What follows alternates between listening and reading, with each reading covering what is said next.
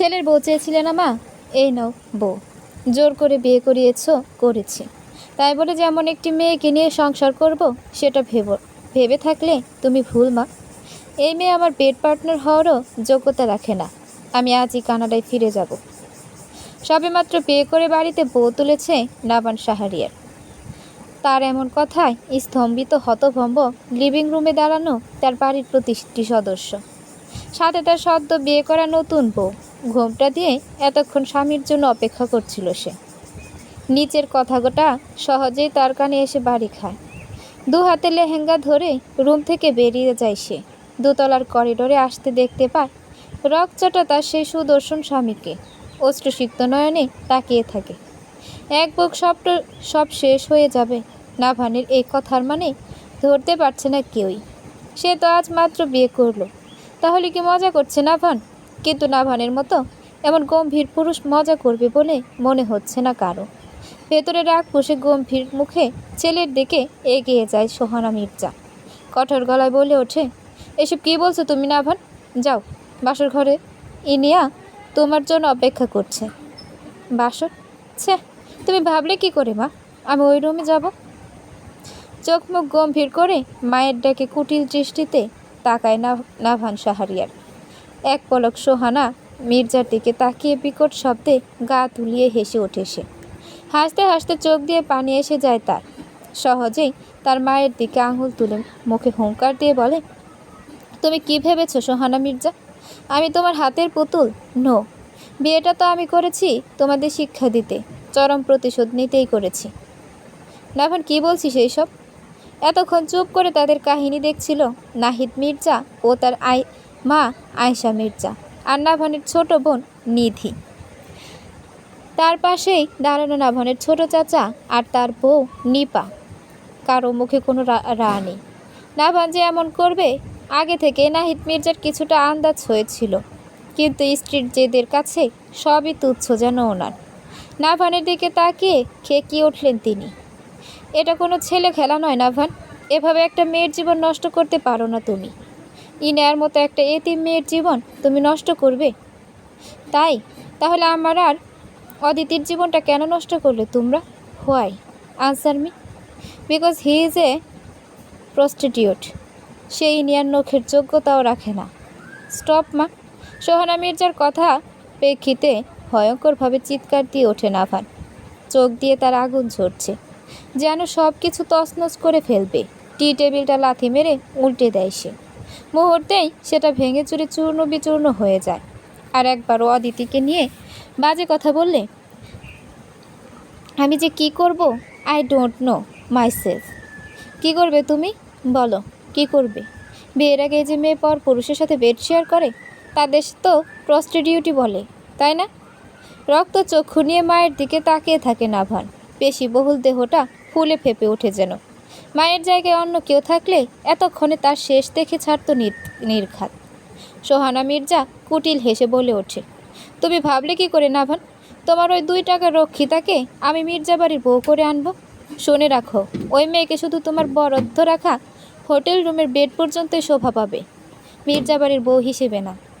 সোহানা মির্জার কথায় বাড়ির সকল ভয়ে নাভানের দিকে তাকায়। নাভানকে এখন হিংস্র বাঘের ন্যায় লাগছে। 2 হাতে মাথায় নিজের চুল চেপে ধরে সে কিছুতেই রাগ কমাতে পারছে না। ইরিয়া ব্যথিত নয়নে তাকিয়ে আছে। স্বামী নামক মানুষটার জীবনে অন্য নারী।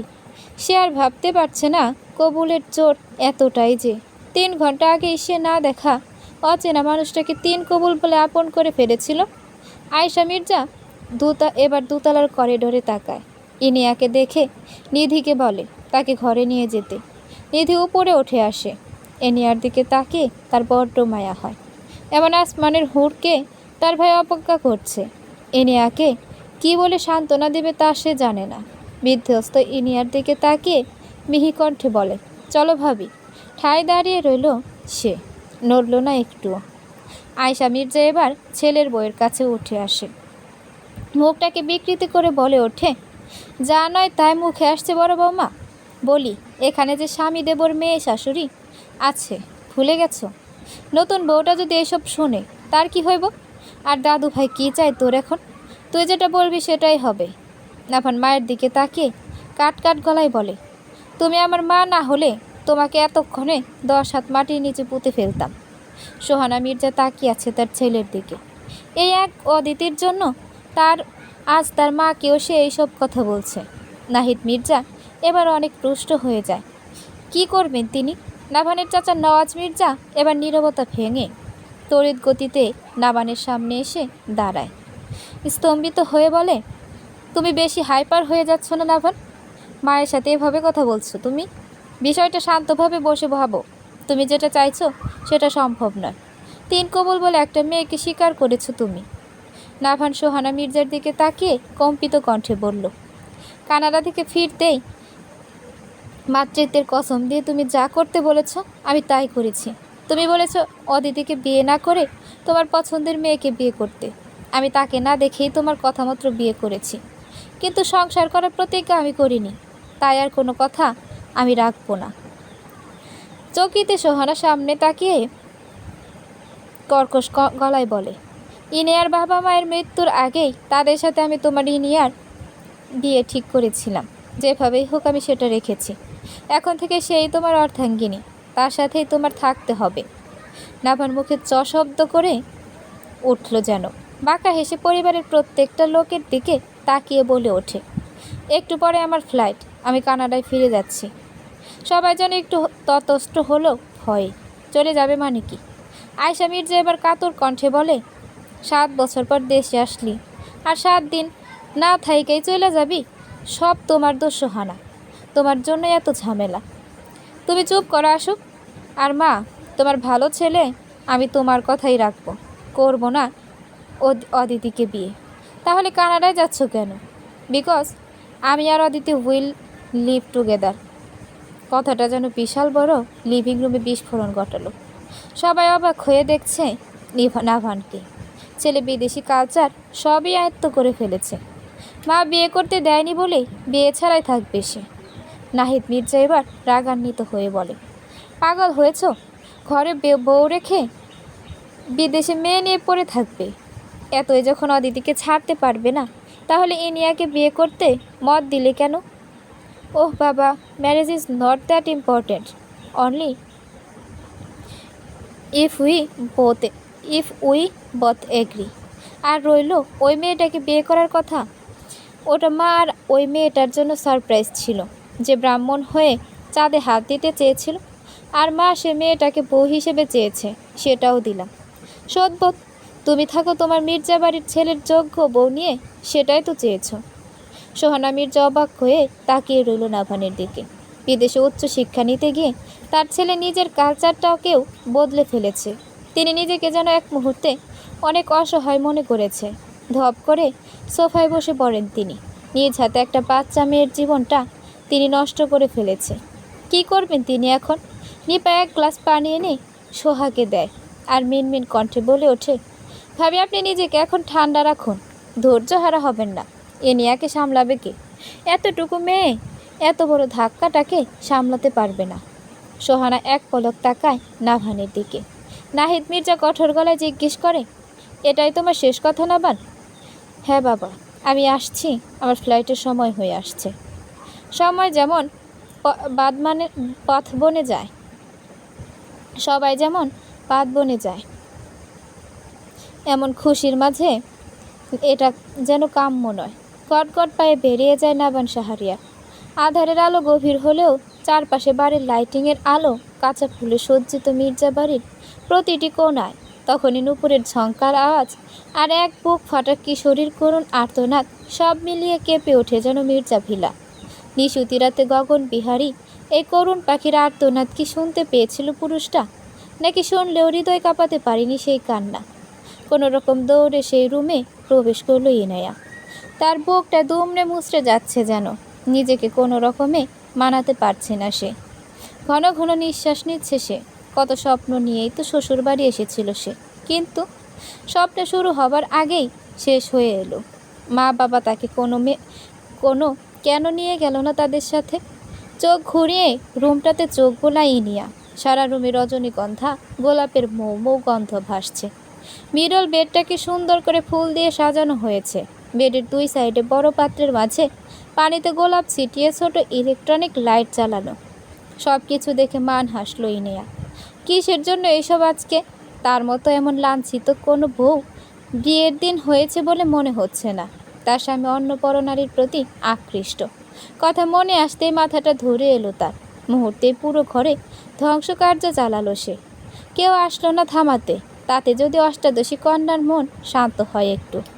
ভোরে ফোনের শব্দে ঘুম ভাঙে ইনিয়ার। শোয়া থেকে উঠে মাথা চেপে ধরে সে। অসহ্য যন্ত্রণা হচ্ছে যেন। ভালো করে চোখ মেলে পুরো ঘরে চোখ বোলাই ইনিয়া। ফুল, বই, নানা ধরনের জিনিসপত্র মেঝেতে পড়ে রয়েছে। নিজের দিকে তাকিয়ে দীর্ঘশ্বাস ফেলে। কালকের লেহেঙ্গা এখনো গায়ে জড়ানো। জীবন ক্ষণে ক্ষণে রূপ বদলাচ্ছে তার। এই ছোট্ট জীবনে অনেক কিছু উপলব্ধি করেছে ইনিয়া। হঠাৎ করে ফোনটা আবার বেজে ওঠে। ইনিয়া ফোনটা মেঝে থেকে উঠায়। রিসিভ করে কানে ধরতেই ওপার পাশ থেকে কেউ বলে ওঠে, ফুলসজ্জা কেমন গেল miss Inaya? Oh sorry, Mrs Inaya. কে আপনি? আপনার সতীন, মিসেস ইনায়া। ভ্রুকুটি কুঞ্চিত করে ইনায়া মেয়েটা কে হতে পারে? কণ্ঠটা চেনা চেনা লাগছে তার। কিছুক্ষণ চুপ করে অকপটে জিজ্ঞেস করে ওঠে, অদিতি আপু তুমি? যাক বাবা, তাহলে চিনতে পেরেছিস তুই। কিসের জন্য ফোন দিয়েছো তুমি? মুখটা গম্ভীর করেই নেয়া। অপর পাশে অদিতি একটু হেসে গম্ভীর স্বরে বলে, বিয়ে করেছিস শুনলাম, কিন্তু কি করলি?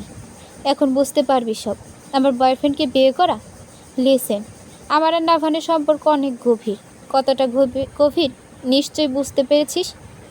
তুমি আমাকে আগে কেন বলোনি? কান্নারত গলায় বলে ওঠে নিয়ে। আসল কথা কি জানিস? আমার তোকে খুব কাঁদাতে ইচ্ছে হয়েছে, তাই বলিনি। বুঝলি বাবু? কেন করেছো এসব বলো? আজকে আর কথা বলার মুড নেই ইনু। তোর বরটাকে রিসিভ করতে এয়ারপোর্টে পৌঁছাতে হবে আমায়। তার আগে একটু স্কিন লিপস কেয়ারও করি একটু, কারণ নাভান এসেই আমার উষ্ঠদয়ে হামলা দিবে। At her lips are very sweet to me. Bye. কাঁদতে থাকে ইনেয়া। অদিতি তার ফুফাতো বোন। তারা কানাডায় সিটিজেন। অনেক ছোটোবেলায় তাদের সাথে দেখা হয়েছিল ইনায়ার। মাঝে মধ্যে ফোনে কথা হতো সবার সাথে। তাদের অ্যাক্সিডেন্ট ও মা বাবার মুমূর্ষু অবস্থায়ও তার ফুপি ভাই দেখতে আসেনি, এমনকি মৃত্যুর দিনও না। মা বাবা হারিয়ে ইনেয়া যখন পাগল প্রায়, তখন তার পাশে দাঁড়ায় সোহানা মির্জা। সে তার মায়ের বেস্ট ফ্রেন্ড ছিল। ফোনের স্ক্রিনে স্বামীর সাথে অন্য মেয়ের অন্তরঙ্গ মুহূর্ত দেখে স্তব্ধ হয়ে রইল ইনায়া। ফর্সা মুখশ্রী টুকটুকে লাল হয়ে রয়েছে তার। লাল ঠোঁটগুলো তীর তীর করে কাঁপছে তার। সব কিছু অসহ্য লাগছে তার কাছে। নাভানার অদিতির বেশ কিছু অন্তরঙ্গ ভিডিও তার হোয়াটসঅ্যাপে পাঠিয়েছে অদিতি। ইনায়া ভাবতে পারছে না কতটা নির্লজ্জ হলে কেউ এসব করতে পারে। বুকটা প্রায় জ্বলে যাচ্ছে তার। নাভান তার স্বামী, সে কি করে তার স্ত্রীর অধিকার অন্য কাউকে দিতে পারে? কিন্তু নাভান তো তাকে স্ত্রী হিসেবে মানেয়নি। কথাটা মনে হতেই নিজের জন্য বিদ্রূপের হাসি দিল ইনায়া। তার মুখটাও তো দেখেনি তার স্বামী। চকিতে চোখের সামনে একটা ক্লিপ ভেসে ওঠে ইনায়ার। নাভান আর অদিতির চমকীয় একটি ক্লিপ। রাগে ফোনটা দরজার দিকে ছুঁড়ে মারে সে। এতক্ষণ ফ্লোরে হাঁটু গেজে বসেছিল ইনায়া। সকালে নিধি এসে তার কাপড় বদলিয়ে একটা শাড়ি পরিয়ে দিয়েছিল। নিপা এসে অনেকবার খাবার জন্য জোরাজুরি করলেও কিছুই মুখে দেয়নি সে। অনুভূতি শূন্য হয়ে বসেছিল পুরোটা সময়। এত কিছুর ভেতর একবারও সোহানা মির্জা ইনায়ার কাছে আসেনি। হয়তো কিছু অপরাধবোধ তাকে নিস্তব্ধ করে দিয়েছে। বসা থেকে উঠে বারান্দায় গিয়ে দাঁড়ায় ইনায়া। কালকের ঘটনা কম বেশি প্রতিবেশীর কানে পৌঁছে গেছে। তারা প্রায় দল ধরে আসছে মির্জাবাড়ির প্রাঙ্গণে। ইনায়াকে দেখার অনেক কৌতূহল তাদের মনে। মির্জাবাড়ির এত স্বনামধন্য লোকেদের এমন ঘটনা তাদের মুখে মুখে উপচে পড়ছে যেন। নিচ থেকে কিছু মহিলাদের কথাও শুনতে পায় সে। হঠাৎ করে ইনায়ার পা ধরে লুটিয়ে পড়ে একজন। ঘটনার আকস্মিকতায় হতভম্ব হয় ইনায়া। সামনে তাকিয়ে সোহানা মির্জাকে দেখে তার পা জড়িয়ে কাঁদছে তিনি। একটু দূরেই তার ফোন হাতে দাঁড়িয়ে আছেন নাহিদ মির্জা। ইনায়া চট জলদি সোহানা মির্জার সামনে বসে পড়ে কম্পিত কণ্ঠে জিজ্ঞেস করে, এসব কি করছো মামনি? তোমাকে এসব মানায় না। মারে, ক্ষমা করে দে আমাকে। আমি স্বার্থপরের মতো তোর জীবনটাকে নরক বানিয়ে দিলাম। তুমি ক্ষমা কেন চাইছো? ক্ষমা আমার তোমার কাছে চাওয়া উচিত। আমার কারণে তোমার ছেলে বাড়ি ছেড়েছে। ওর কথা আর বলবো না ইনায়া। ওকে আমি আর নিজের ছেলে বলে মানব না। সোহানা মির্জার কঠিন মুখে তাকিয়ে রয় ইনায়া। কি বলবে এই কথার প্রেক্ষিতে? আজ না কাল নাভান ঠিক বাড়িতে ফিরে আসবে, তখন কেউ আর রাগ করে থাকতে পারবে না।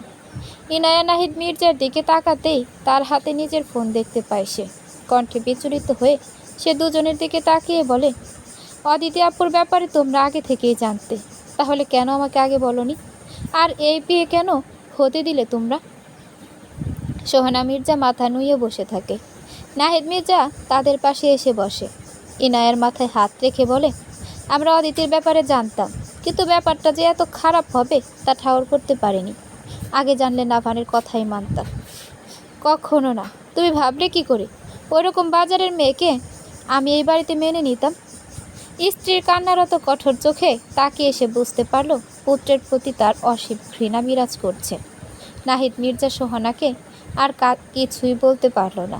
সোহানা ইনায়ার হাত ধরে বলে ওঠে, আজকে থেকে তুমি আমার পরিচয় বাঁচবে আমার মেয়ে হয়ে। নাভান সাহারিয়ার নাম হৃদয় হতে মুছে ফেলো। জানি কষ্ট হবে, কিন্তু তোমাকে করতেই হবে। বললেই তিনি ইনায়ার হাত ধরে নিচের দিকে অগ্রসর হলেন। এত কষ্ট কি করে ভুলবে সে? স্বামী নামক মানুষটাকে কি ভোলা এত সহজ হবে?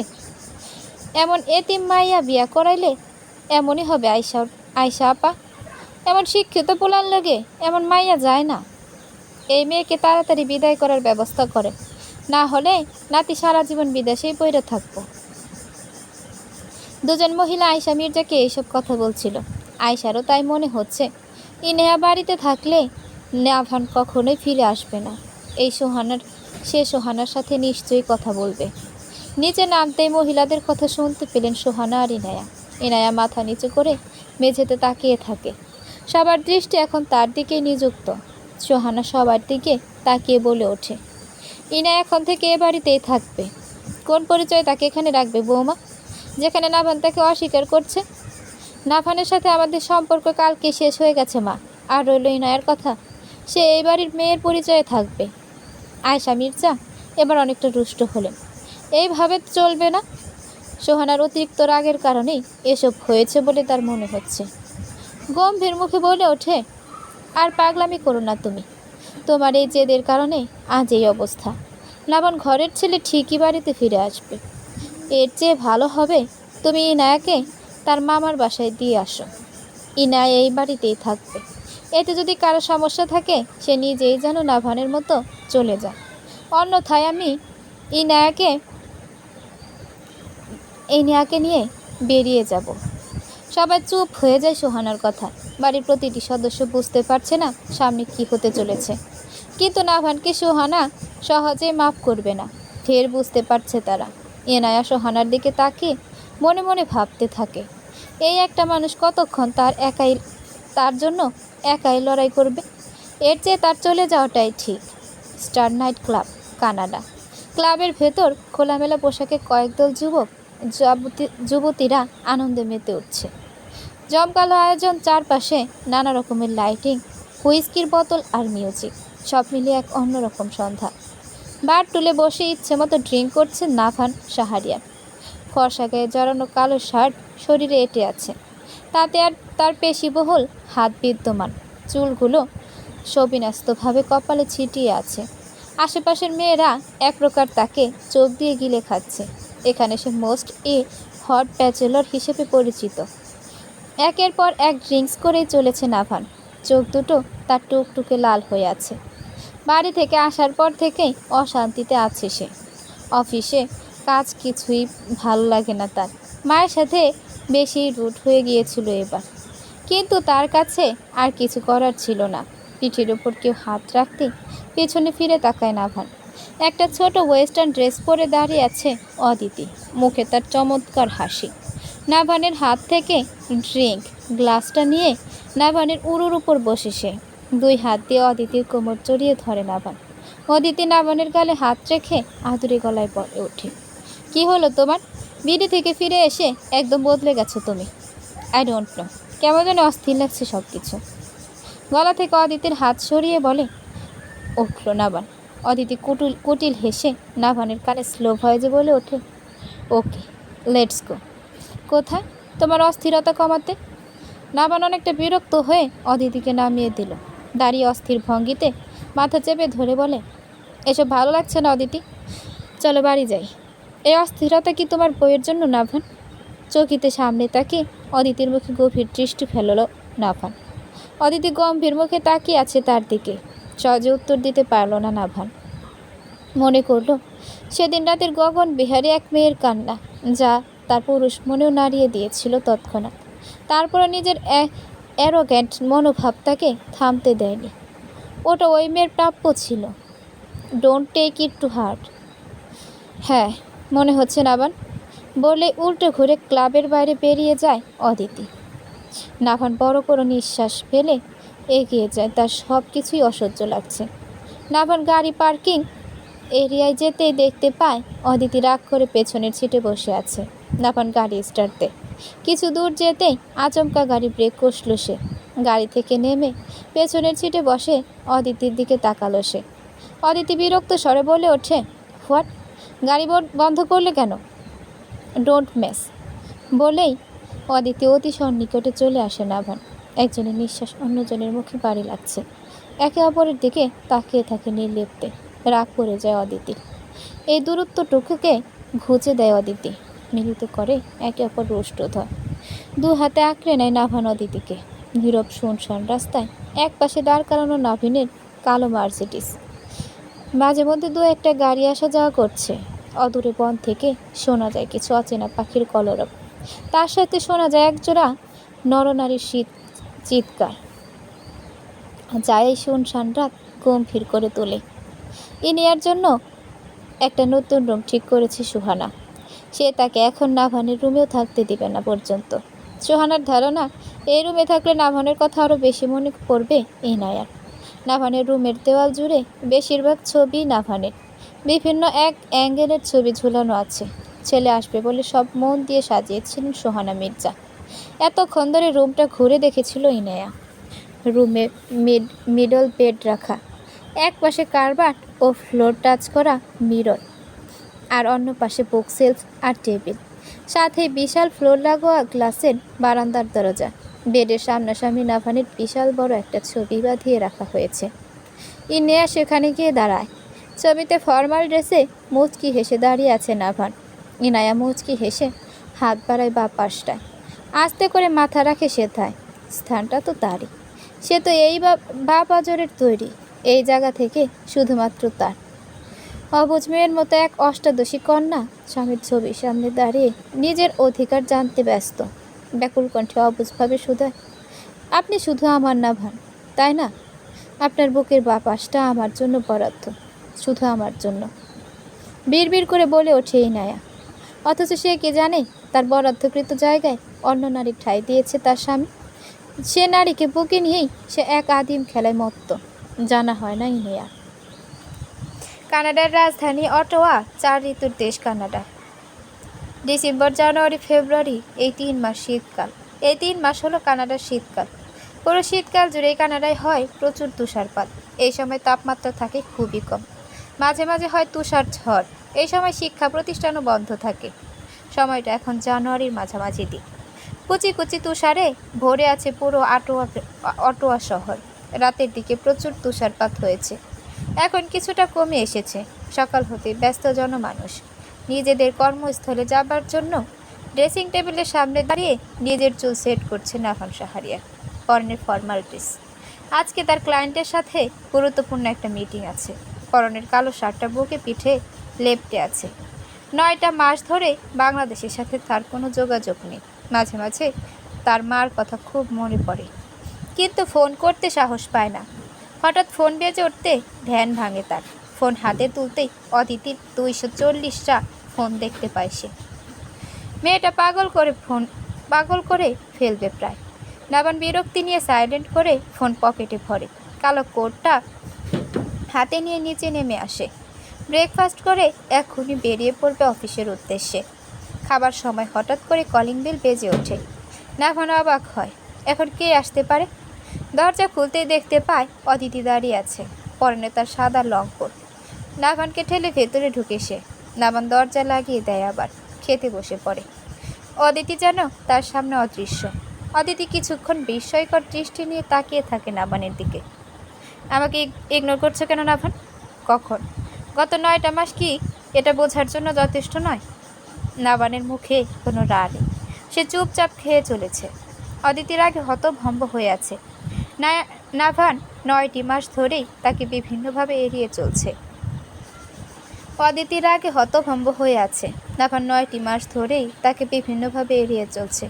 সে নাভানের মতিগতি কিছুই বুঝতে পারছে না। এত সহজে নাভানকে ছাড়বে না অদিতি। নাভান খাবার শেষ করে উঠে দাঁড়ায়। কালো কোটটা গায়ে জড়িয়ে গাড়ির চাবি হাতে সামনে এগিয়ে যায়। অদিতির রাগ এখন আকাশচুম্বী। সে পেছন থেকে নাভানের হাত টেনে ধরে। এসবের মানে কি নাভান? তুমি আমাকে এভাবে এড়িয়ে যেতে পারো না। ফোন দিলে ফোন তুলছো না তুমি। লিসেন অদিতি, অফিসে আমার ইম্পর্ট্যান্ট মিটিং আছে, আমাকে এক্ষুনি যেতে হবে। হাতটা ছেড়ে দাঁড়াও। আর তোমার ফোন খেয়াল করিনি আমি। Don't make excuse. এতগুলো ফোন মেসেজ কি করে তোমার অদেখায় থাকতে পারে? নাভান এবার চুপ করে থাকে। অদিতির থেকে হাত ছাড়িয়ে বাইরে অগ্রসর হয়। অদিতি এবার আরও ক্ষিপ্ত হয়ে যায়। নাভানের সামনে দাঁড়িয়ে ওর কলার চেপে ধরে। আমাকে এত হালকাভাবে নিও না নাভান। আমি তোমার সেই অবলা বইয়ের মতো না। আমার সাথে চিট করলে আইনি ব্যবস্থা নিতে আমি বাধ্য হব। অদিতির কথায় মজা পেল নাভান। ঠোঁট প্রসারিত করে হাসলো। কী ব্যবস্থা নিবে তুমি? আমাকে ধর্ষণ করেছে, চিটিং করেছে, ব্লাবলা, আরও কিছু? শোনো, তোমার মতো রোড সাইড প্রস্টিটিউটের মুখে এসব কথা শুনলে লোক উল্টো আমার বদনাম করে দিবে, তোমার বদনাম করে দেবে বলেই অদিতির হাত এক প্রকার ছুঁড়ে ফেলে দিল নাভান। অদিতি এবার প্রচুর রাগে পাগল প্রায়। ব্লাডি বিচ, তোকে আমি জেলের ভাত খাওয়াবো। কথাটা বলতেই অদিতির মুখ সজোরে থাপ্পড় মারে নাভান। তাৎক্ষণিক অদিতির গলা টিপে ধরে সে। অদিতির দম বন্ধ হয়ে আসছে যেন। নাভান দাঁতে দাঁত পিষে বলে ওঠে, তোর মতো এমন রোড সাইড প্রস্টিটিউট হাত তুড়ি দিলেই নাভান শাহরিয়ার মির্জার সামনে হাজারটা চলে আসবে। তোর কোনো যোগ্যতাই নেই আমার সামনে দাঁড়ানোর। আর এই সস্তা মার্কা থ্রেড তোর সোকল্ড বয়ফ্রেন্ডদেরকে দিবি, আমাকে না। বলেই অদিতিকে ছেড়ে গটগট পায়ে বাইরে এসে দাঁড়ায় নাভান। রাগে ভিতরটা ফুঁসছে তার। অদিতি কি ভেবেছে সে তার জন্য পাগল? হ্যাঁ, এমন হাজারটা অদিতিকে ছাড়তে পারবে সে। অদিতি ছিল শুধু তার একাকিত্ব কাটানোর বস্তু। আজ পর্যন্ত কোনো মেয়ে তার মনে ঢুকতে পেরেছে কিনা সন্দেহ নেই। রাগে অপমানের চোখ দিয়ে পানি পড়ছে অদিতি। বহু আসক্ত নারী অদিতি। শেষে নাভানের সাথে সম্পর্ক জড়ায় সে। এত সহজে নাভানকে হাতছাড়া করবে না অদিতি, কিছুতেই না। সময় তার নিজস্ব গতিতে এগিয়ে চলেছে। এর সাথে কেটে গেছে ইনায়ার জীবনের 9টি মাস। ভার্সিটি প্রসঙ্গে শান বাঁধানো পুকুর পাড়ে বসে আছে সে। অপেক্ষা করছে নিধির জন্য। চোখ তার পুকুর পাড়ের শ্যাওলাযুক্ত পানিতে। সোহানা মির্জা তাকে নিধির কলেজে অ্যাডমিশন করিয়েছে। ইনায়া তার নিধি পলিটিক্যাল সায়েন্সের প্রথম বর্ষের স্টুডেন্ট। একসাথে ভার্সিটিতে আসা যাওয়া তাদের। ইনায়া নাভানের কষ্টে সব কিছু ছেড়ে দিয়েছিল প্রায়। সোহানা মির্জা তাকে জোর করে পড়াশোনায় ফিরিয়ে এনেছে। তারপরও ইনিয়া অতিষ্ঠ হয়ে এইসবে বুকের মধ্যে অসহ্য যন্ত্রণা কেটে যাচ্ছে তার দিনগুলো। মাঝে মাঝে তার নিজের কাছে নিজেকে পাগল মনে হয়। ধৈর্যের বাঁধ ভেঙে আসে প্রায়। আশেপাশে তাকিয়ে থাকে নিধির খোঁজে। মেয়েটা তাকে এখানে বসিয়ে রেখে কই উধাও হয়ে গেল। বসা থেকে উঠে মাথায় কাপড় টানে। পরনে তার আকাশি কালারের চুড়িদার। সিঁড়ি বেয়ে উপরে আসে ইনায়া। তখনই দৌড়ে এসে ইনায়াকে জড়িয়ে ধরে নিধি। তারপর মুখে ভাবভঙ্গি বদলে পাপড়ি ফেস করে বলে ওঠে, সরি ভাবি, ওয়াশরুমে যা ভিড় তাই দেরি হয়ে গেল। মনে হয় মেয়েগুলো সকালবেলা তাদের বাড়ির ওয়াশরুম ব্যবহার করেনি, বুঝলে? হয়তো তোমার মতনই তারা ঘুম থেকে উঠে মুখও ধুতে পারে না। কথাটা বলে আপাত মস্তক নিধিকে দেখে নিল ইনায়া। পরনে কালো জিন্স আর নীল কুর্তি। মাথার চুলগুলো আওলা করে পড়ে আছে। দু কাঁধে ঝুলানো মিকি মাউস ব্যাগ। আসার সময় চুলগুলো বাঁধার সময় পায় না নিধি। ঘুম থেকে উঠতে উঠতে ভার্সিটির সময় পার হয়ে যায় তার। মাঝে মধ্যে ইনিয়া আশ্চর্য হয় খুব। নিধির মতো এমন অলস মানুষ দেখেছে বলে মনে হয় না ইনিয়ার। আবার আমায় কথা শোনাচ্ছ? থাক চলো, ফুচকা খেয়ে দুজনেই বাড়ি চলে যাই। নিধির কথায় বাদ সাধে ইনায়া মাথা নাড়িয়ে বলে, এক্ষুনি তোমার ভাইয়া আসবে নিধি, আমাদের না দেখতে পেলে বকা দেবে। ভাইয়া আসতে আসতে চলে আসবো আমরা, চলো তো ভাবি। ইনায়ার হাত ধরে প্রায় টেনে হিঁচড়ে এগিয়ে যায় নিধি। ইনায়ও তার সাথে তাল মেলায়। ভার্সিটির বাইরে একটা ফুচকার দোকানে দাঁড়িয়ে আছে তারা। নিধি প্রায় 4 প্লেট ফুচকা খেয়ে নিয়েছে, আর মাঝে মধ্যেই বলছে, এটাই শেষ ভাবি, আর খাবো না। ইনায়া শেষমেশ বিরক্ত হয়ে নিধির হাতের প্লেটটা রেখে দেয়। নিধির ঠোঁট উল্টে ফুচকার বিল দিয়ে ইনায়ার হাত ধরে হাঁটতে থাকে। হঠাৎ করে ব্যাগে চোখ যেতেই চিৎকার দেয় নিধি। আচমকা নিধির চিৎকারে হক চকিয়ে গেল ইনায়া। নিধি ব্যাগ হাতে বিলাপ করছে। আশেপাশের বসা সবাই অদ্ভুতভাবে তাকায় নিধির দিকে। সবার মূল কেন্দ্রবিন্দু সে। ইনায়া ঝটপট জিজ্ঞেস করে, কাঁদছো কেন নিধি, কি হয়েছে?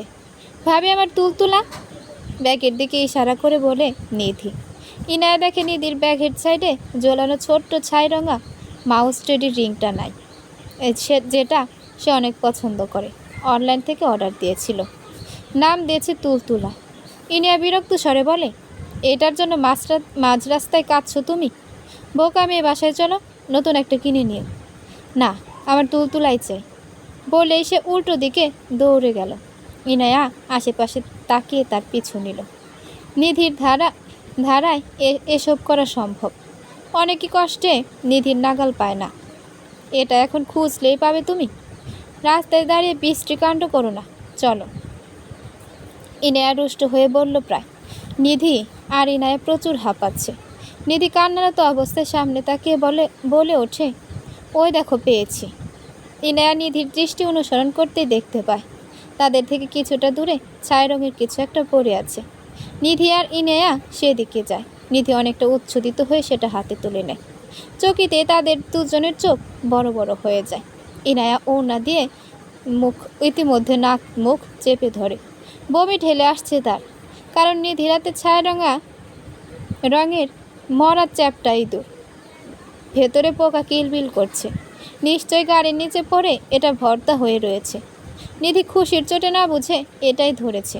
নিধির বিষয়টা মস্তিষ্কে আসতেই সেটা ছুঁড়ে মারে। তৎক্ষণাৎ সেটা গিয়ে পড়ে এক সাদা গাড়ির কাছে। আচমকা গাড়ির ব্রেক কষল একজন। গাড়ি সামনের কাছে কিছু একটা পড়েছে। গাড়িটা বন্ধ করে বেরিয়ে আসে এক যুবক। গন্তব্য তার নিধি আর ইনায়ার দিকে। নিধি চোখ মুখ কুঁচকে চিৎকার দিয়ে হাত ঝাড়তে শুরু করে। ইনায়া আর সহ্য করতে পারছে না, ভেতরটা তার উল্টিয়ে আসছে প্রায়। কি হচ্ছে এখানে? বাদরের মতো লাফাচ্ছিস কেন নিধি? তোদের না ভার্সিটির সামনে দাঁড়িয়ে থাকতে বলেছিলাম? হঠাৎ এক ভরাট কর্কশ কণ্ঠ কানে আসতে চোখ তুলে তাকায় ইনায়া। সামনে দাঁড়ানো সুঠামদেহী এক পুরুষ। কুটকুটে কালো রঙের মণিজোড়ায় রাগের আভাস। গম্ভীর মুখজোড়া যেন তপ্ত আগুন। বিরক্ত সহ তাদের দিকে তাকিয়ে আছে। আসলে ঈশান ভাইয়া, ওই ইঁদুরটা ভুলে। নিধির কণ্ঠ রুখে যায় ঈশানের দিকে তাকিয়ে। সে তৎক্ষণাৎ তার লাফানি বন্ধ করেছিল ঈশানের উপস্থিতি বুঝতে পেরে। ঈশান ভ্রুকুচকে একবার নিধির হাতির দিকে তাকিয়ে তার ঘড়ির দিকে তাকায়। মরা ইঁদুরটা এখন গাড়ির কাছে ছড়িয়ে ছিটিয়ে আছে। মুহূর্তে রাগটা বিশালা করে ধারণ করে ঈশানের। দাঁতে দাঁত পিষে বলে ওঠে, ইডিয়েট একটা, কি হাল করেছিস গাড়ির? তোর মতো এমন নোংরা অস্বাস্থ্যকর মানুষ আমি দেখিনি। ঈশানের ধমক খেয়ে নিধির ঠোঁট জোড়া উল্টে এলো প্রায়। ইনায়া গাড়ির দিকে নজর দিতেই এবার আর শেষ রক্ষা হলো না। রাস্তায় দাঁড়িয়ে মুখ ভরে বমি করে দিল সে। নিধিকে ইনায়ার পিঠে হাত বোলাতে শুরু করে। ইনায়া নেতিয়ে গেছে অনেকটা। ঈশান গিয়ে গাড়ির ভেতর থেকে পানির বোতল এনে ইনায়ার মুখে ধরে। চোখে মুখে পানি দিয়ে কুলি করে নাও ভাবি। ইনায়া একবার ঈশানের দিকে তাকায়। কালো চোখ জোড়া শান্তভাবে নির্লিপ্ত। শরীর লেপ্টে আছে সাদা রঙের শার্ট। ঘামে জবজবে অবস্থা তার। শ্যামরঙা মুখটায় অস্থির একটা ছায়া। নাও। ইনায়া হাত বাড়িয়ে ধরে বোতলটা। সে এখন অস্থিরতা অনুভব করছে। ভাবে বমি করে দেওয়াটা লজ্জাও লাগছে বেশ। চোখে মুখে পানি দিয়ে উঠে দাঁড়ালো ইনায়া। দেখলি তো প্রথম আমার গাড়িটা, এখন আবার ভাবিকে। দুজনকেই অসুস্থ বানিয়ে ছেড়েছিস তুই। ঈশানের কথায় চোরা চোরা চোখে তাকায় নিধি। সে ঈশানের রাগ সম্পর্কে বেশ জানে। কথা কত কথা যে বলবে ঈশান তার কোনো হদিশ নেই। তো শাস্তি হলো আমার গাড়ি পুরোটা তুই পরিষ্কার করবি। বাদ দিন ভাইয়া, আমার খারাপ লাগছে, বাড়ি চলুন। ইনার কথায় তার দিকে তাকালো ঈশান। মুখটা শুকিয়ে শুকিয়ে এইটুকু হয়ে আছে প্রায়। অস্থির হয়ে ড্রাইভারকে কল করলো অন্য একটা গাড়ি নিয়ে আসার জন্য। শহরতলি থেকে অনেকটা দূরেই মির্জাবাড়ির স্থান। নির্জন শান্ত পরিবেশ চারদিকে, নেই কোনো গাড়ির হর্ন। কোলাহল পরিবেশ, সচরাচর শোনা যায় সেটা। আয়শা মির্জার স্বামী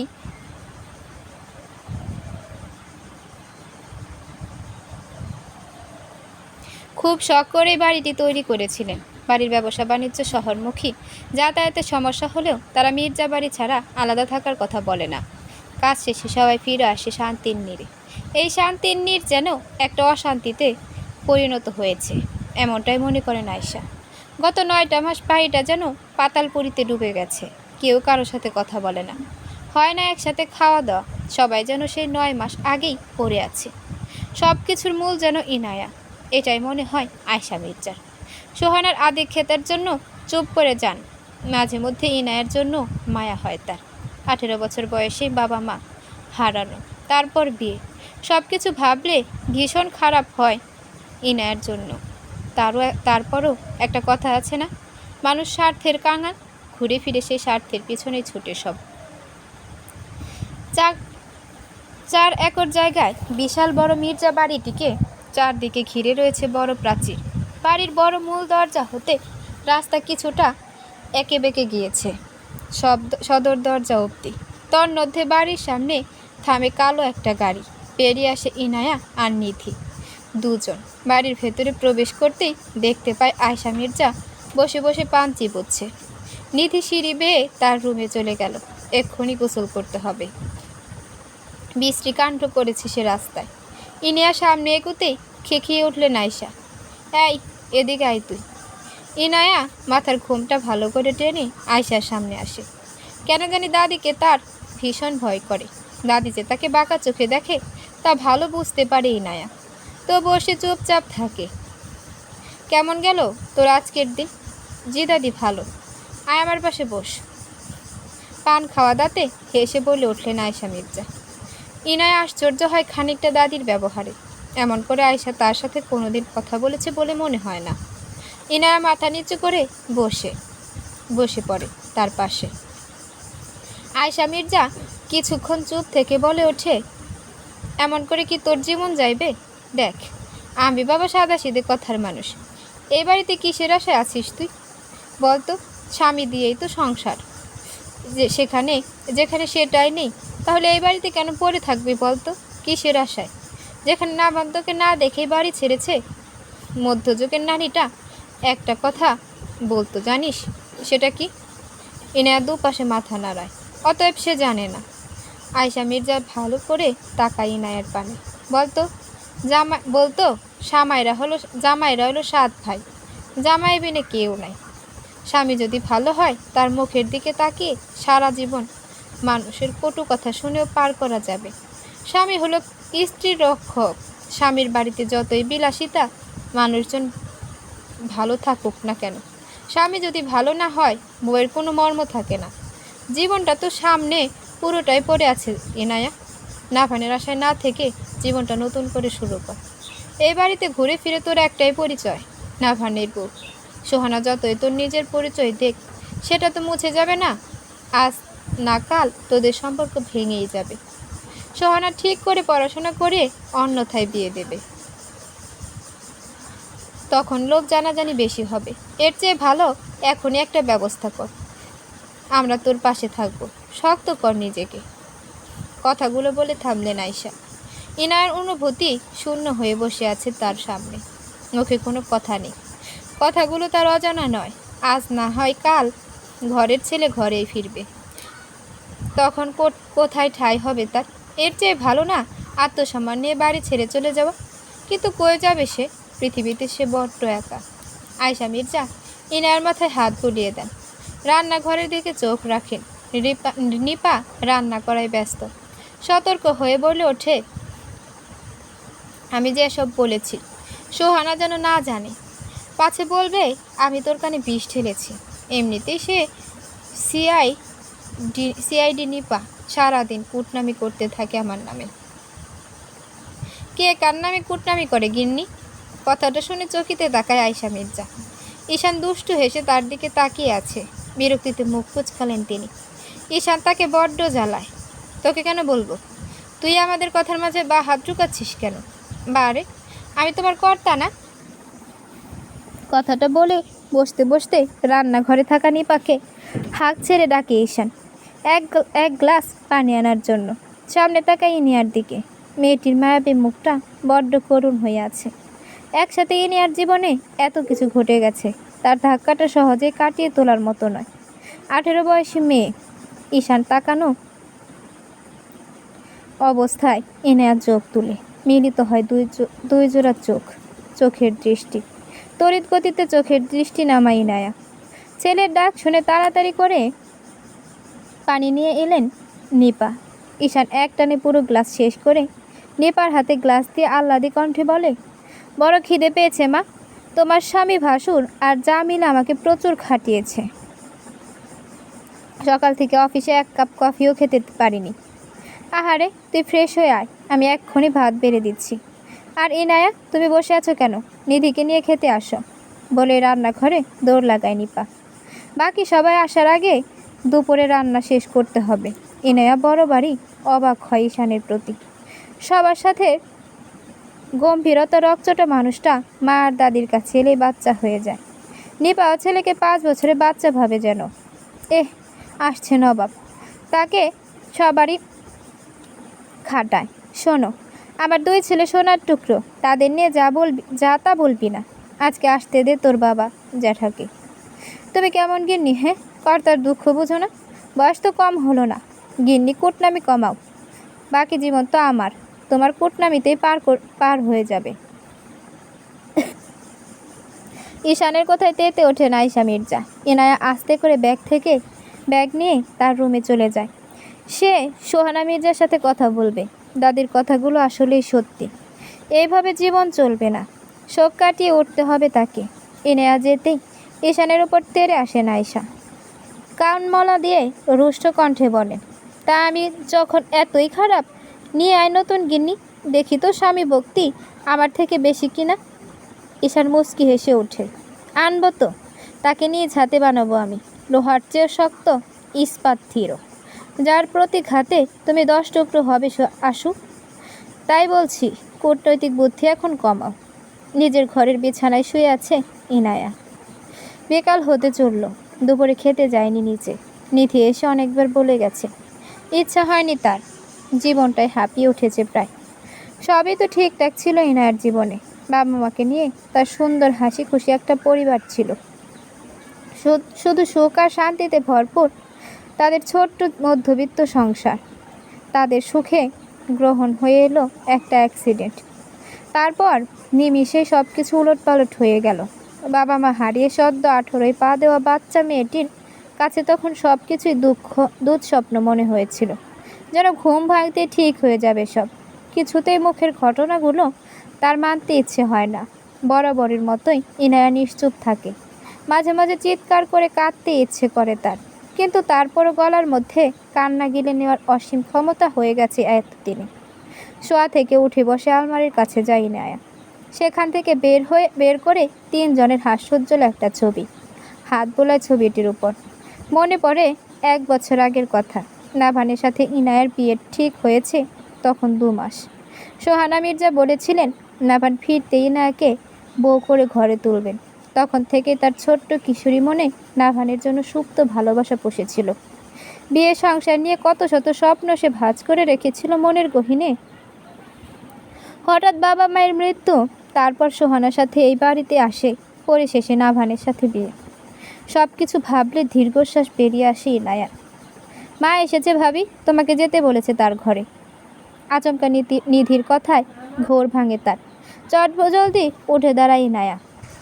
আচমকা নিধির কথায় ঘোর ভাঙে তার। জলদি উঠে দাঁড়ায় ইনায়া। মাথায় কাপড় টেনে নিধির সামনে এসে জিজ্ঞেস করে, লাঞ্চ করেছে তারা? তোমার কথা জিজ্ঞেস করেছিল, বলেছি খেয়ে শুয়ে আছে। খাওনি বললে সবাই বকবে। ঠোঁট উল্টে বলল নিধি। ইনায়া নিধির সাথে কথা বলতে বলতে সোহানার ঘরের সামনে এসে দাঁড়ায়। নিধি তার থেকে বিদায় নিয়ে নিজের রুমে চলে যায়। মা ভাবির কথার মধ্যে থাকতে চায় না সে। শহরের বেশ সুনামধন্য একটা রেস্তোরাঁর আমেরিকান ক্লায়েন্টের সাথে মিটিংয়ে আছে নাভানের। ক্লায়েন্টের ইতিমধ্যে এখানে উপস্থিত, কিন্তু দেখা নাই নাভানের পার্সোনাল অ্যাসিস্ট্যান্ট সাফরান আহমেদ কখন থেকে নাভানকে লাগাতার কল দিয়ে চলেছে, কিন্তু নাভান ফোন রিসিভ করছে না। সময়ের আগে চলা নাভান শাহরিয়ার মিটিংয়ে লেট। ভাবতে অবাক লাগছে সাফরানের। প্রায় 5 মিনিট পর হতদন্ত হয়ে রেস্তোরাঁয় আসে নাভান। পার্সোনাল বড় ক্যাবিন বুক করা আছে সেখানে। 12 নম্বর ক্যাবিনের দরজার পাশে সাফরান দাঁড়িয়ে ওয়েট করছিল। আজকে ফর্মাল ড্রেসে নেই নাভান। পরনে black T shirt, black pant and black hoodie. সাফরান অনেক বিস্ময় হলো। অফিসিয়াল কাজে সবসময় নাভান ফর্মাল ড্রেসেই আসে। তার স্যারের মাথা ঠিক আছে তো? গুনে 20 মিনিট লেট স্যার। ঠিক আছেন আপনি? ইয়া, সবাই এসে গেছে? জি sir. Okay, let's go, get start.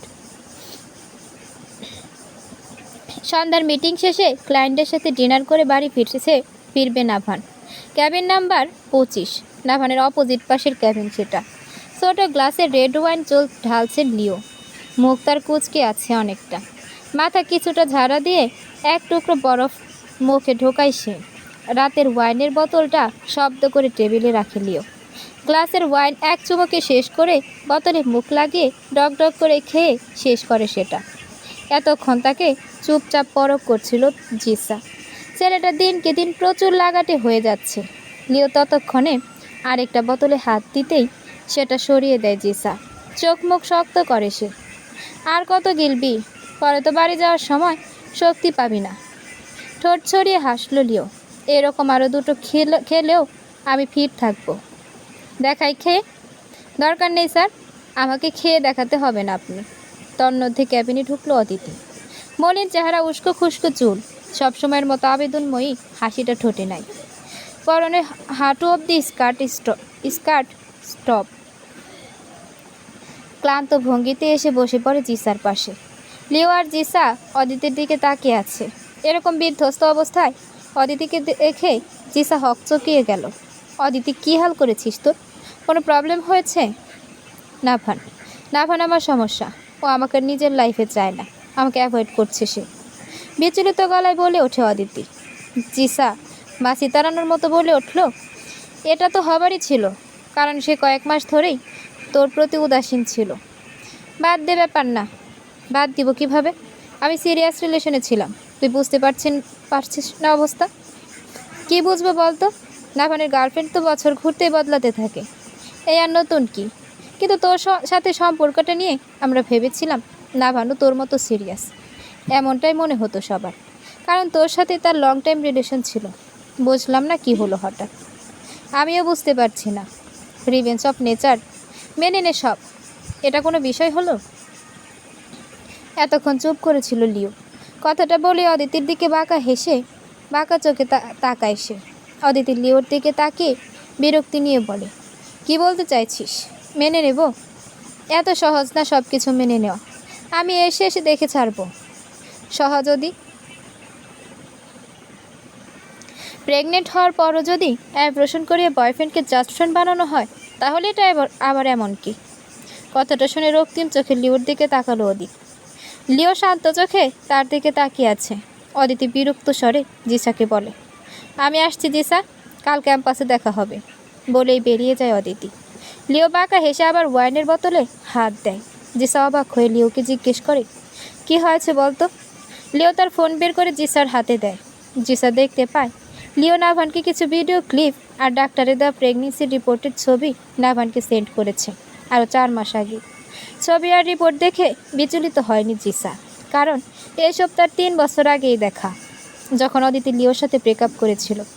সব দেখে মন খারাপ করে জিসা বলে, এসব কি করে হবে বল, যা হারিয়েছে তা আর পাওয়া যাবে না। মামুনি আসবো? সোহানা আর নাহিদ মির্জা বসে কিছু একটা বিষয় নিয়ে কথা বলছিলেন। ইনিয়ার ডাক শুনতেই তাকে রুমে আসতে বলে সোহানা। ইনিয়া রুমে ঢুকতেই সোহানা তাকে নিয়ে বসিয়ে দিলেন। সামনে রাখলেন অনেকগুলো শপিং ব্যাগ। তিনি ইনায়ার সাথে পাশে বসে পড়লেন। একে একে বের করলেন অনেকগুলো চুড়িদার। এগুলো গায়ে জড়ানো দেখছিস তো মা, সবগুলোই তোর জন্য এনেছি, খুব মানাবে তোকে। আরও একটা জিনিস আছে বলে পাশ থেকে অ্যাপল ব্র্যান্ডের একটা ল্যাপটপ এনে ইনিয়ার হাতে ধরিয়ে দিলেন তিনি। ইনিয়া তাকাতেই হাসলেন তিনি। কবে থেকে কিনবো ভাবছিলাম, আজকে তোর বাবা আর আমি গিয়ে নিয়ে এলাম। এটা দিয়ে কী করবো আমি? দরকার পড়বে, আজকাল এটা ছাড়া চলে? আমার চাই না, কিছু বলবো বলবো বলবো তোমাকে। ইনিয়ার কথা শুনে তার দিকে গভীর দৃষ্টিপাত করেন সোহানা। এতক্ষণ ফোনে নজর রাখা নাহিদ মির্জাও ইনায়ের দিকে তাকালেন। ইনায়ের মুখটা অনেক শান্ত হয়ে আছে। সে সোহানার হাত ধরে মাথা নত করে বলল, মামুনি, আমি জানি তুমি আমাকে অনেক ভালোবাসো, নিজের মেয়ের মতনই দেখো। আমাকে স্বাভাবিক করতে, সব কিছু ভুলে যেতে তুমি অনেকভাবেই চেষ্টা করেছো, কিন্তু আমার জীবনের এই দুঃখ, কষ্ট, বেদনা আমি কতটুকু মুছতে পারবো তা নিজেই জানি না। তুমি যদি এখন জিজ্ঞেস করো কেন পারবো না, তাহলে বলবো আমি মরুভূমির প্রখর রোদের তপ্ত আগুনে পোড়া বালি মাটি নই, যে ইচ্ছে মতো পানি ঢাললেও ভিজবে না। তার শ্বসন ক্ষমতা অনেক। আমি এক রক্তে মাংসে গড়া মানুষ, আমারও কষ্ট হয়। নিজেকে সামলাতে অনেক রকমভাবেই আমি চেষ্টা করছি, কিন্তু কোথাও গিয়েও আমি যেন এক ব্যর্থ মানবী। কখনো কখনো আমি এই জায়গায় হেরে যাই। আমি কেন অন্য সব মেয়েদের মতো স্বামী সংসার করব না? আমার স্বামী কেন আমাকে ভালোবাসবে না? নিজের ভাগ্য নামের দুর্ভাগ্যকে মানতে পারি না কিছুতে। আমি কি সত্যি এইসব ডিজার্ভ করি? হয়তো বা করি। এ যাবৎ থামলই নায়া, বড় করে নিঃশ্বাস ফেলে সে। সোহানা আর নাহিদ মির্জা নিশ্চুপ, চোখ তাদের ইনায়ার দিকে। ইনায়া ধাতস্থ করলো নিজেকে। বাবা মা দুজনের মৃত্যুর পর মানসিকভাবে অনেক ক্ষতিগ্রস্ত ছিলাম আমি। একটা ট্রমার ভেতর ছিলাম। বাবা মা নেই মানতেই পারিনি তখন। এর 1 মাসের ভেতর আবার নাভানের দেওয়া বেদনা, সব মিলে বিধ্বস্ত হয়ে উঠেছিলাম প্রায়। তখন এমনও সময় গেছে তোমাদের অজান্তে নিজেকে শেষ করতে চেয়েছিলাম। বলেই থামলই নায়া। সোহানা আতকে উঠলেন। প্রায় নাহিদ মির্জারও একই অবস্থা। যদি কিছু করে ফেলতো ইনায়া, মৃত্যুর পর কী জবাব দিতেন তিনি ইনায়ের বাবা মার কাছে? ধ্যান ভাঙল ইনায়ের কথা মুখ শুনে। কেন কেন করিনি জানো? মৃত্যুর পরের জীবনের কথা ভেবে। নিজের জীবন দিয়ে তো আমি মৃত্যুর পরে সুখে থাকতে পারবো না, হব জাহান্নামী। এর যে ভালো দুঃখ কষ্টগুলো আমার ভেতরে নিয়েই বাঁচব। আমি নিজেকে গুছিয়ে নেব ভেবেছি, কিন্তু এই বাড়িতে থাকলে আমি সেটা পারবো না। ক্ষণে ক্ষণে মনে হয় আমি এই বাড়ির কে, কিসের পরিচয় আছে এখানে। নাফানের কথা মনে করে আমার কষ্ট বেশি হবে। 3 কবুল বলে আমি তাকে স্বামী হিসেবে গ্রহণ করেছি।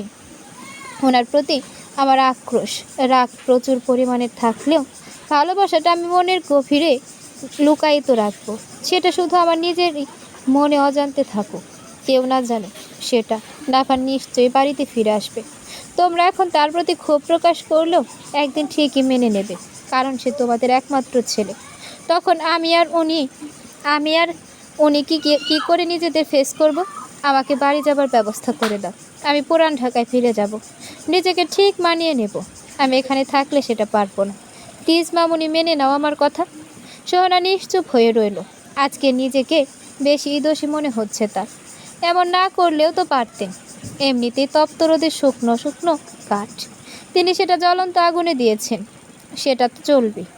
এত কিছুর পরও সোহানা ইনায়াকে পুরান ঢাকায় যেতে দেবে না। ইনায়া ওখানে গিয়ে কী করবে? একা একা থাকতে পারবে। বাবা মায়ের স্মৃতি তার চোখে ভাসতে থাকবে সর্বক্ষণ। যতই বলুক একা চলতে পারবে, মেনে নিতে পারবে, কিন্তু বলা আর করে দেখারও অনেক তফাৎ। বাস্তবতা অনেক কঠিন।